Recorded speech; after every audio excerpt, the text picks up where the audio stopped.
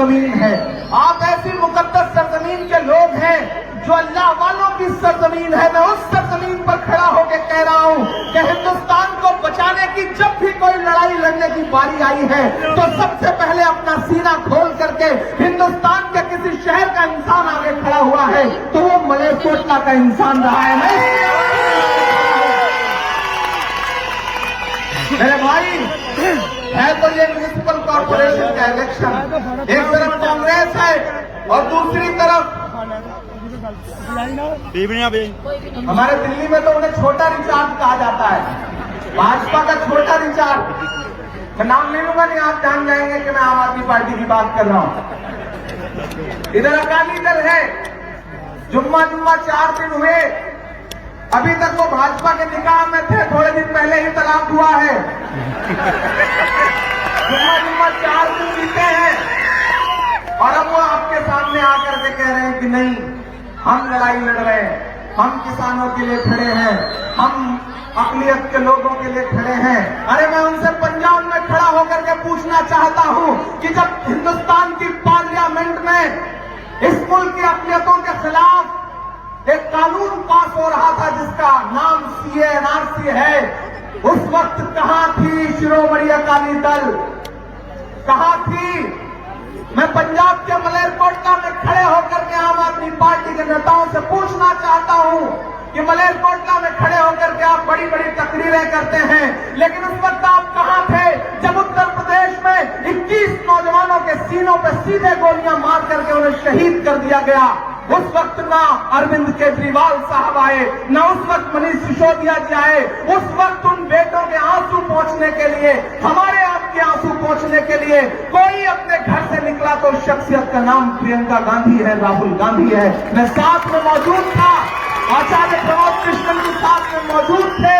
मुझे वो दिन भी याद है कि जामिया के बच्चों पर लाठियां बरसी थी, बेटियों को लहूलुहान किया गया था, लाइब्रेरी को आंसू गैस के गोलों से भर दिया था अमित शाह साहब की पुलिस ने।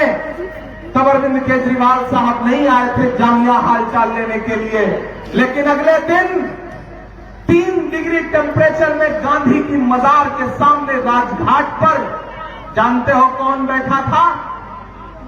सोनिया गांधी जी बैठी थी, राहुल गांधी जी बैठे थे, डॉक्टर मनमोहन सिंह साहब बैठे थे, प्रियंका गांधी जी बैठी थी और पूरी की पूरी कांग्रेस पार्टी बैठी थी। मैं शायर हूं, लेकिन मैं ये जानता हूं कि इस मुश्किल वक्त में भी अगर मैं नहीं खड़ा हुआ, अगर इस मुश्किल वक्त में भी उनके साथ नहीं खड़ा हुआ जो हिंदुस्तान को बचाने की लड़ाई लड़ रहे हैं, तो शायद मैं अपने कलम से इंसाफ नहीं करूंगा। मलेरकोटला वालों, इस दौर में बुरे को बुरा कहना बहुत आसान है।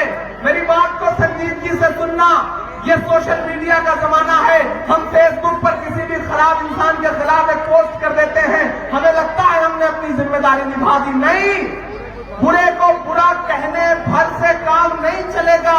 उससे बड़ा काम यह है कि जो अच्छा है उसके साथ खड़े हो जाओ, कंधे से कंधा मिला करके खड़े हो जाओ। और वो काम कर रहा हूं मैं, क्योंकि लहरों से लड़ा करता हूं दरिया में उतरकर, लहरों से लड़ा करता हूं दरिया में उतरकर। साहिल पे खड़े होकर मैं साजिश नहीं करता, वो जिससे पसीने की महक आती नहीं है वो खून मेरे जिस्म में गर्दिश नहीं करता। मैं अपनी बड़ी बहन के लिए आज इसलिए आया क्योंकि दिल्ली में आपके भाई बैठे हैं, सरहद पर, सिंधु बॉर्डर पर, गाजीपुर बॉर्डर पर, टिकरी बॉर्डर पर पंजाब का किसान बैठा है। और इस देश के ऐवानों में, इस देश के टीवी चैनलों के पैनलों पर बैठ जिनके इतने दिन साथ रहे शिरोमणि अकाली दल वाले, या फिर जिनके अघोषित गठबंधन में है अरविंद केजरीवाल साहब, हैं आपके पंजाब के किसानों को क्या कह रहे हैं? आतंकवादी पुकार रहे हैं। चैनलों पर बैठ के कहते हैं कि वो आतंकवादी हैं, लेकिन मैं जानता हूं ये पंजाब है। ये जितने हाथ यहां दिखाई दे रहे हैं, ये 14 तारीख को वोटिंग, 14 तारीख को है ना, वैलेंटाइन डे भी है उस दिन, तो मोहब्बत का दिन है, तो मोहब्बत तो लुटाएंगे ही, आपको पता है। ये जितने हाथ मुझे नजर आ रहे हैं, ये जब 14 तारीख को जाएं वोट देने के लिए, तो ये सोच के जाएं कि कांग्रेस पार्टी को दिया गया एक एक वोट दिल्ली की गद्दी पर बैठे हुए। दिल्ली में दो गद्दियां हैं, एक बड़ी वाली गद्दी, एक छोटी वाली गद्दी। दोनों गद्दी की ताबूतों में कील ठोकने का काम आपको करना है। करेंगे ना? इंशाअल्लाह। हाथ उठा के बताइए, ऐसे काम नहीं चलेगा। करेंगे ना? इंशाअल्लाह। हाँ करेंगे। मैं तो पूरे हिंदुस्तान में घूम करके उस बड़े हुक्मरान से ये कहता फिर रहा हूं कि मोहब्बत भाईचारे के दीवाने दिन ही लौटा दो, वो सस्ती दाल सब्जी के सुहाने दिन ही लौटा दो। ये अच्छे दिन तो अंबानी अडानी को मुबारक हो, हमें ऐसा करो साहिब पुराने दिन ही लौटा दो, हमें ऐसा करो साहिब पुराने दिन ही लौटा दो। तभी रजिया सुल्ताना साहिबा बात कर रही थी तो मुझे ऐसा लग रहा था जैसे एक बेटी अपने बड़ों के सामने, एक बहन अपने छोटे भाइयों के सामने दामन फैला करके गुजारिश कर रही हो। यकीन जाने जो बेटियों की अजमत है, जो बेटियों का एहतराम है, वो हमसे आपसे ज्यादा दुनिया में कौन कर सकता है, क्योंकि हमारे नबी का तो खानदान ही बेटियों से चला है। हम वो लोग हैं, हम बेटियों को मायूस नहीं कर सकते। और जिस तरह वो अपना दामन फैला करके आपके सामने गुजारिश कर रही थी, मैं बैठा हुआ आचार्य प्रमोद कृष्णन जी से कह रहा था कि आचार्य जी अब हमें बोलने की जरूरत नहीं है, हमें अपील करने की जरूरत नहीं है। ये मलेरकोटला है, यहाँ के भाइयों से, यहाँ के बेटों से अगर कोई बहन अपना दामन फैला के कुछ मांग ले तो अपनी जान कुर्बान कर दें, वोट तो बहुत छोटी चीज है। ये रजिया सुल्ताना साहिबा को नाउम्मीद नहीं करेंगे। और मलेरकोटला वालों, दिल्ली का जो हुक्मरान है वो इन दिनों बहुत छोटी छोटी चीजों पे नजर रख रहा है। वो ये देख रहा है कि किसान जो बॉर्डर पे बैठा है वो नाश्ते में क्या खा रहा है। उसको इस बात से तकलीफ है कि वो भले ही हजारों किलो रुपए का मशरूम खा जाए, लेकिन अगर किसानों ने एक बादाम भी खा लिया तो उनको दस्त होने लग रही है आजकल। ऐसे वक्त में मलेरकोटला का जब 17 तारीख को रिजल्ट आएगा तो आप ये मत सोचना कि ये रिजल्ट सिर्फ यहाँ पंजाब में शिरोमणि अकाली दल को तकलीफ देगा। ये मत सोचना कि ये रिजल्ट सिर्फ और सिर्फ आम आदमी पार्टी की पंजाब यूनिट को तकलीफ देगा। अरे मलेरकोटला वालों, अगर आपने कांग्रेस के हाथ में यहाँ की म्युनिसिपल कॉर्पोरेशन को दे दिया तो आप यकीन जानिए कि इन दोनों से ज्यादा दिल्ली की गद्दी पर बैठे हुए हुक्मरान नरेंद्र मोदी को तकलीफ होगी, ये मैं जानता हूं। और ये उन्हें बताइए कि आपने हमारी नस्लों के साथ जो नाइंसाफियां की हैं, अगर आप ये सोचते हैं कि हम डरेंगे तो हम डरने वालों में से नहीं हैं। हम आपके हर जुल्म का हिसाब, आपके हर जुल्म का बदला अपने वोट की ताकत से लेंगे। जमहूरियत ने जो हमें ताकत बख्शी है उसकी बिना पर लेंगे। मैं यहाँ खड़ा हूँ, वक्त बहुत थोड़ा है। आचार्य जी को भी आपसे गुफ्तगू करनी है, मैं एक आध छोटी नज्म सुना देता हूँ। आप बहुत अच्छा सुन रहे हैं, बड़ी तादाद में मेरी नई नस्लें मेरी आंखों के सामने खड़ी हैं। मैं एक नज्म सुना रहा हूँ। यहाँ बार बार शाहीन बाग का जिक्र हुआ। मुझे याद है कि मैंने हिंदुस्तान में कम से कम 364 शहर ऐसे थे जहां उस दौरान, प्रोटेस्ट के दौरान, लगातार पूरे मुल्क में जा करके इस सरकार के काले कानून के खिलाफ एहतजाज किया, अपना परचम बुलंद किया। क्योंकि मैं उनमें से नहीं हूं जो डर जाए। मैं तो आला ऐलान कहता हूं कि जो कहते हैं इस आंधी में पर ना तोला जाएगा, जो इस बात पे खुश हैं हमसे लब ना तोला जाएगा। अरे उनसे कहो हम तूफानों से डरने वाले लोग नहीं, कातिल को मरते दम तक कातिल ही बोला जाएगा। कातिल को मरते दम तक कातिल ही बोला जाएगा। मलेरकोटला वालों, एक छोटी सी नज्म आपकी अदालत में रखता हूं और शायद ये नज्म ही एक तरह से कांग्रेस की उस लड़ाई के लिए बुनियाद का पत्थर है जिस लड़ाई को पंजाब से हमारे नेता राहुल जी ने शुरू किया था। मैंने तो एक दिन ट्वीट किया कि किसानों के ट्रैक्टर परेड को देख करके नरेंद्र मोदी जी घबरा गए हैं। अरे नरेंद्र मोदी साहब, इस ट्रैक्टर परेड की शुरुआत राहुल गांधी जी ने पंजाब से करी थी और राहुल गांधी जी ने उस दौरान सिर्फ ट्रैक्टर नहीं चलाए थे, बल्कि उस ट्रैक्टर से भारतीय जनता पार्टी के गुरूर को भी जोत दिया था और उसके बाद पूरा हिंदुस्तान ट्रैक्टर लेके सड़क पर उतर आया। बड़ी साजिशें की जा रही हैं किसानों के खिलाफ। मैं पंजाब में खड़ा हूं और अगर किसानों की हिमायत में नज्म नहीं पढ़ूंगा तो मुझे लगेगा कि मैंने अपने कलम के साथ इंसाफ नहीं किया। अगर आप इजाजत दें ताली बजा करके तो मैं एक नज्म आपको सुनाता हूं कि झूठे वतन परस्तों से और सत्ता के मक्कारों से, सत्ता के मक्कारों से, पूंजीपतियों के दलाल चोरों के रिश्तेदारों से, चोरों के रिश्तेदारों से, संसद के गूंगे खंभों से और बहरी दीवारों से, जाओ ये संदेशा कह दो अंबानी के यारों से, अपना हक हम छीन के लेंगे दिल्ली के दरबारों से, दिल्ली के दरबारों से। हम किसान अब नहीं डरेंगे पानी की बौछारों से, पानी की बौछारों से। डराने की कोशिश है, कानून लाके डराया जाता है, कभी सीए का, कभी खेती के खिलाफ कानून ला करके डराने की कोशिश। उत्तर प्रदेश में 21 लाशें उठाई हैं हमने। दिल्ली में शाहीन बाग में महीनों 90 साल की बूढ़ी बिल्किस दादी बैठी रह गई, कोई नहीं आया मिलने। कोई अगर इस आंदोलन में हमारे साथ खड़ा हुआ तो सिर्फ कांग्रेस के लोग खड़े रहे। मैं इसलिए सलाम करते हुए दिल्ली के हुक्मरान के नाम एक नज्म पढ़ के अपनी जगह लेता हूं कि वक्त के हाकिमों बादशाहों सुनो, जुल्म की फौज के सरबराहों सुनो, कातिलों के सभी खैर खाहों सुनो, ऐ सियासत के मगरूर शाहों सुनो, मत समझना डराने से डर जाएंगे। मलेरकोटला वालों, आपकी सदाएं मेरे मित्रों के साथ दिल्ली तक जानी चाहिए। मैं पढ़ता हूं कि मत समझना डराने से डर जाएंगे, अब के सारी हदों से गुजर जाएंगे।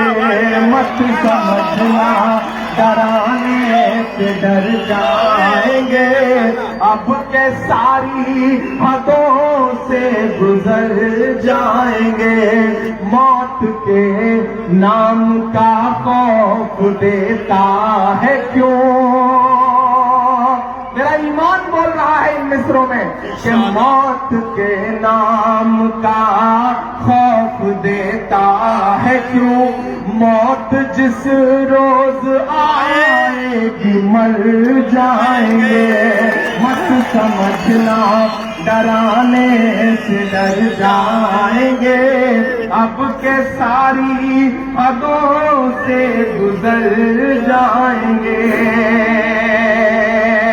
और मेरी नई नस्लों के हिंद के नौजवानों के दुश्मन हो तुम, हिंद के नौजवानों के दुश्मन हो तुम, आरती और अजानों के दुश्मन हो तुम, आरती और अजानों के दुश्मन हो तुम।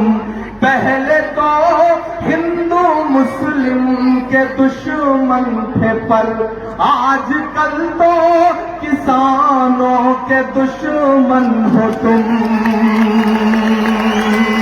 और बड़ा सच्चा मिसरा पढ़ता हूं, कोई लिहाज खामोश नहीं रहेगा जो अगले 2 मिसरे आ रहे हैं। हाँ, सीए के कानून के खिलाफ जो एहतजाज था उसे आपने कुचल दिया। नरेंद्र मोदी साहब, अमित शाह साहब, आपने उसे कुचला। लेकिन हमारा हौसला नहीं टूटा था। लेकिन आज इमरान ये मिसरे पढ़ रहा है कि एक तो आपने साजिश से कुचल दिया था, लेकिन इस बार ये मिसरे मेरे याद रखिएगा कि आजकल तो किसानों के दुश्मन हो तुम, अन्नदाता से उलझे हैं इस बार ये। मलेरकोटला वालों, अन्नदाता से उलझे हैं इस बार ये। मोदी या शाह हो सब सुधर जाएंगे, समझना डरने से डर जाएंगे, अब के सारी हदों से गुजर जाएंगे।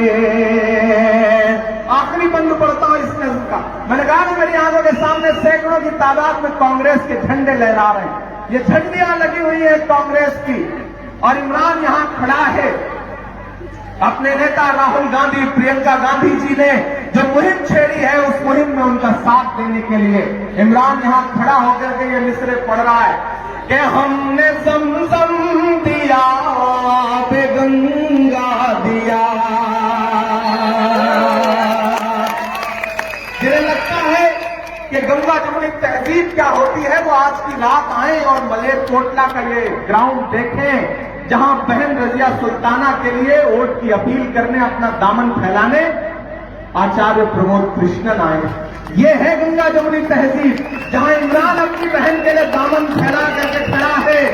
ये मलेरकोटला वालों, यहां खड़े होकर के उन नफरत वाली ताकतों के खिलाफ ये मिसरे पढ़ता हूं कि हमने ज़मज़म दिया, गंगा दिया, तुमने भारत को दंगा ही दंगा दिया।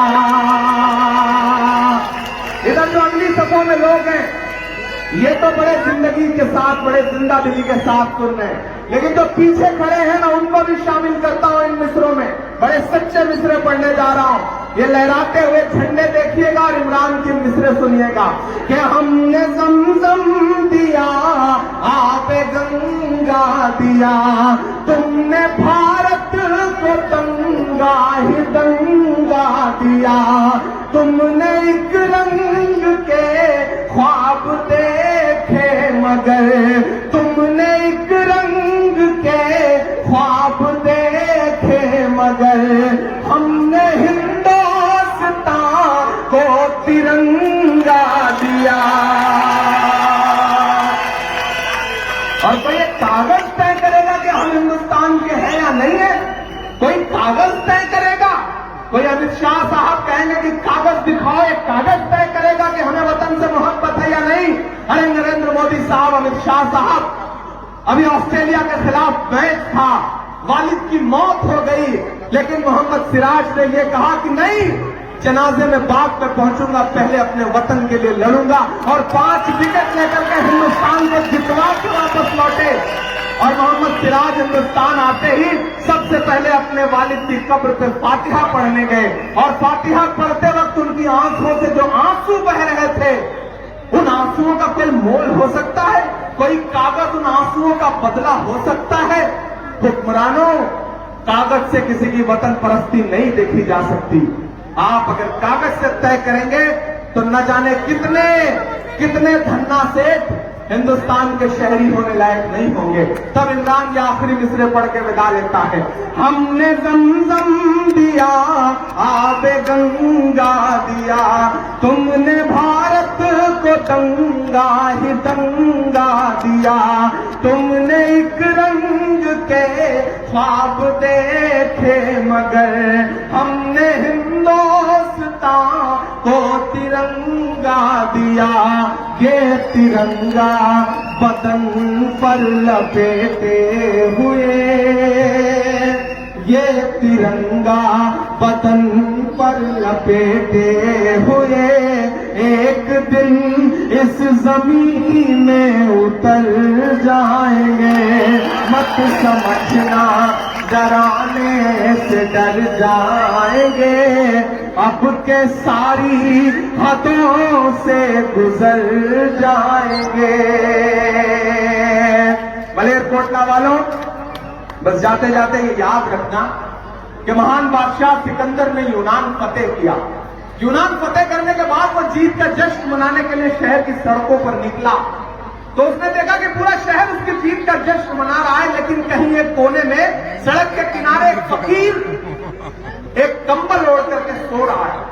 सिकंदर को गुस्सा आ गया, वो अपने घोड़े से नीचे उतरा और सोते हुए फकीर के पास गया और जोर से उस फकीर को लात मार के उसने कहा कि क्यों रे फकीर तू सो रहा है, पूरा शहर मेरी जीत का जश्न मना रहा है, मैंने शहर फतेह कर लिया है, उठ। फकीर ने उनींदी आंखों से कंबल हटा के सिकंदर को देखा और फिर बड़े रौदीले अंदाज में सिकंदर से कहा कि ऐ बादशाह, शहर फतेह करना बादशाह का काम है, लेकिन लात मारना गधे का काम है। क्या खुदा की कायनात में इंसानों की इतनी कमी हो गई है तो उसने एक लात मारने वाले को बादशाह मुसल्लत कर दिया है? दिल्ली में गलतियां हुई हैं, दिल्ली में ऐसे लोग बैठ गए हैं जो कभी नोटबंदी की लात मारते हैं, कभी सीए एनआरसी के कानून की लात मारते हैं, आजकल किसानों के पेट पर, किसानों की रीढ़ पर, किसानों के पैर पे लात मार रहे हैं। उनको एक संदेशा भेजो, ये इलेक्शन छोटा नहीं है, इसे सिर्फ एक कॉर्पोरेटर चुनने के लिए, वोट देने के लिए मत समझना। तुम यहां वोट दोगे और चोट वहां दिल्ली के हुक्मरान के सीने पर लगेगी, ये सोच करके जाना 14 तारीख को, और मायूस मत करना। इस वक्त इस देश को कोई बचा सकता है तो सिर्फ और सिर्फ कांग्रेस बचा सकती है, क्योंकि कोई आपसे बड़ी बड़ी बातें करेगा लेकिन काम करने वाली ताकत सिर्फ और सिर्फ कांग्रेस है। मैं बहन के लिए अपना दामन फैला के आया था और आपसे विदा लेता हूं और ये वादा करता हूं कि 17 तारीख को रिजल्ट आए और आपने हमारी बहन को जितवाया, बहन ने जिन जिन लोगों को यहां पर कॉर्पोरेशन के इलेक्शन में अपना नुमाइंदा बनाया है उन्हें जिताया, तो जीत के जश्न में फिर एक बार इसी चौक पे आएंगे और इंशाअल्लाह जितनी देर आप चाहेंगे आपको बहुत कुछ सुनाएंगे, आपसे गुफ्तगू करेंगे। बहुत शुक्रिया, बहुत बहुत मेहरबानी।